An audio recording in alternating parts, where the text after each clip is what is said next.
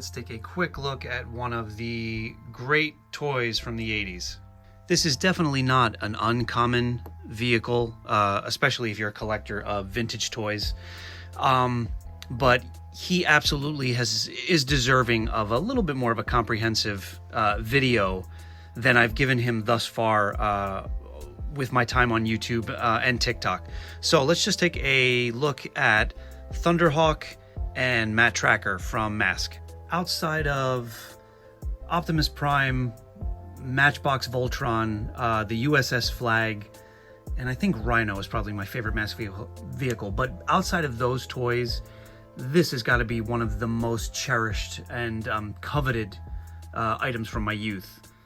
I was a huge fan of the Mask toy line and cartoon, and I loved this little 2.5-inch scale of figures.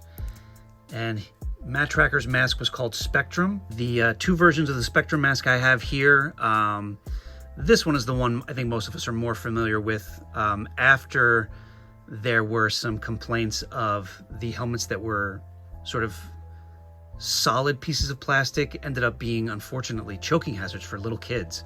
So that's when they came out with this version of the mask that was less of a safety risk, a safety hazard. And I really did love the 2.5-inch scaled figures for this line.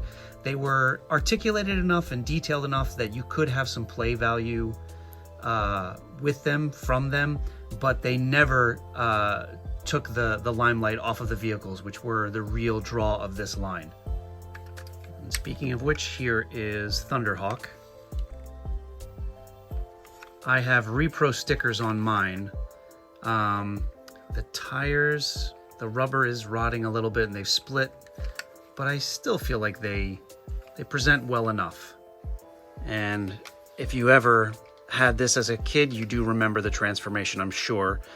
You push this button on top here, and the gull wing doors swing upwardly, and the spoiler pops up, releasing or revealing these exhausts. And just extend these, and you have a flying Camaro. To me, the definitive Camaro of our childhoods. There were also small gray bombs that clipped underneath Thunderhawk here, and I forget, how were they released? That's right. And you would release those bombs by pushing in on the exhausts. I did say this in a brief post on Thunderhawk when I was on TikTok, but I'm going to say it again. I feel like it bears repeating. I was so influenced by this toy that I think every car I saw on TV or on the road or anywhere with the gull wing doors, I just felt or assumed or believed that those cars could fly. I don't know if this toy put that idea in my head or vice versa, and the creators of Thunderhawk at Kenner are just geniuses that know how to tap into the way, 7-8-year-old boys think.